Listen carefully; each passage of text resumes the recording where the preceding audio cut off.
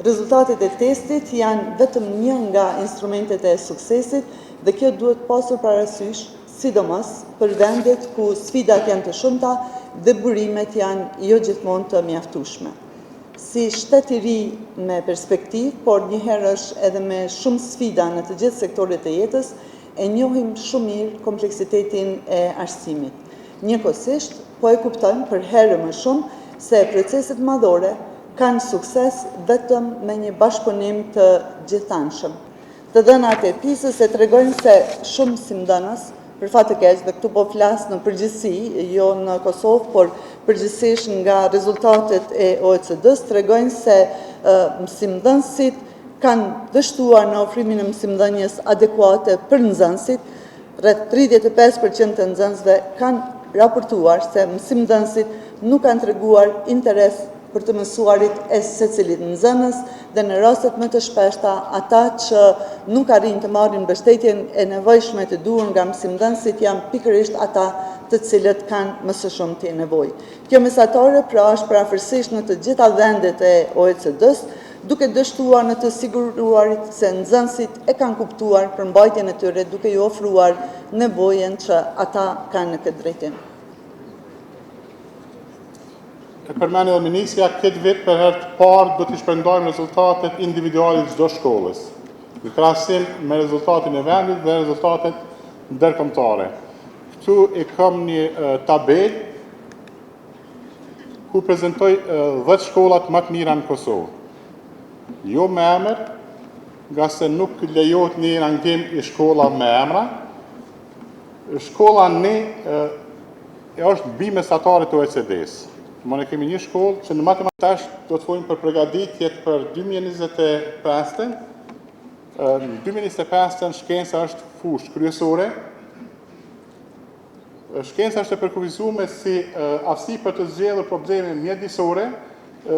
Ky vit i PISA-s do të ketë një theks të veçantë të shkencat me një fokus të veçantë në mënyrën se si nxënësit përdorin njohuritë shkencore për të kuptuar dhe adresuar problemet e ndryshme klimatike dhe sfidat mjedisore. Do të thotë të nderuar koordinator shkollas, se punën kryesore me nxënës se kanë koordinator të shkollas, pyetjet e shkencës janë të orientuara rreth problemeve klimatike dhe sfidave mjedisore. Ju sugjeroj që gjatë muajit prill sidomos me nxënës të përzgjedhur të diskutoni këto temat, të merrni shembuj dhe të orientoni rreth kësaj fushe. Po ashtu edhe leximi është prap një prej fushave që vlerësohet në PISA 2025, edhe përkufizohet si aftësia për të kuptuar dhe interpretuar tekstet e shkruara, është një nga fushat që mbetet e rëndësishme.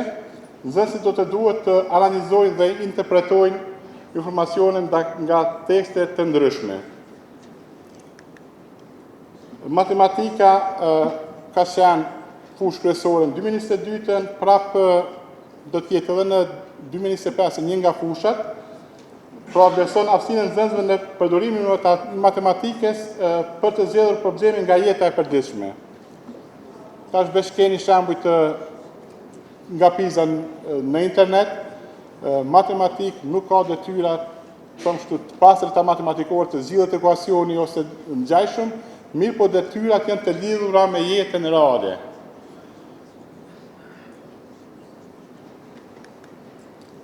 Një fushë e re që edhe Kosova ka këtë vit është të jetuarit në botën digjitale. Vetëm të cekur që gjithë nxënësit do të kenë shkencë, nuk do të thotë se gjithë nxënësit do të kenë matematikë ose lexim. Shkenca kombinohet me njërin nga fushat tjera, mirë po një numër i nxënësve do të ketë edhe të 3 fushat, por nuk do të ketë nxënës që kanë 4 fushat. Nëse hinë të mësuarit në botën digjitale, bjen njëra prej 2 fushat, leximi ose matematika. Të mësuar në botën digjitale, ky vlerësim do të masë si nxënësit përdorin teknologjinë për të mësuar, duke përfshirë për moshës së PISA-s. Kështu që, si koordinator shkollës, nëse shkolla juaj nuk i ka 65 nxënës, edhe është e përzgjedhur në PISA, ju paraprakisht veç e dini cilë nxënës i keni në vlerësim. Në total, do zgjedhen 7500 nxënës. Mirë po, një numër e ty në mund të mos marrin pjesë, minimumin për me arrit kriterin që përmbush 90 deri 95% për me përfaqësu vendin, duhet marrin pjesë paktën 6400 nxënës. Ju them drejtën, 3 ciklet e kaluara asnjëherë nuk kemi pas problem me përqindjen e pjesëmarrjes, e kemi të lejuar 85% çdo herë ka qenë mbi 90%.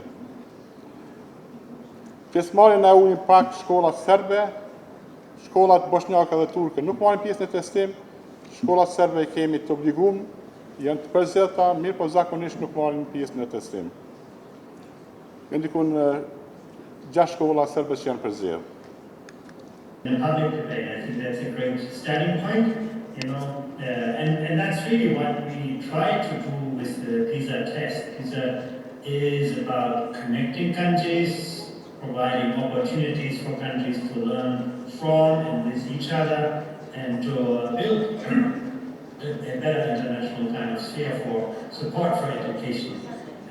We have a lot of the countries of the world joining this. It's currently 81 countries. In the next round it will be over 90 countries, so you are in a very good kind of company in this assessment.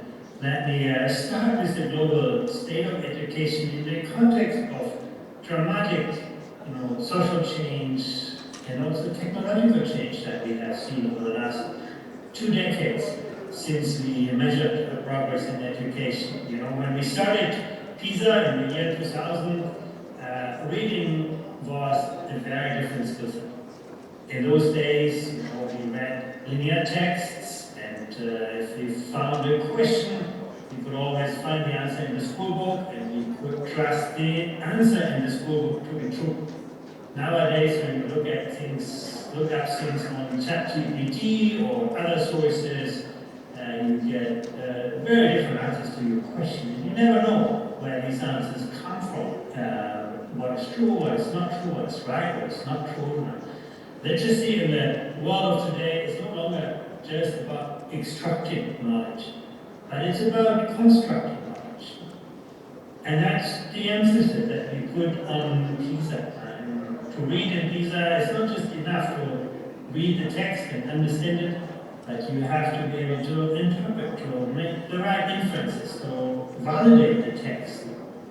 And in the same in mathematics, when we test students in mathematics, we're not just asking them to remember formulas and equations and apply them.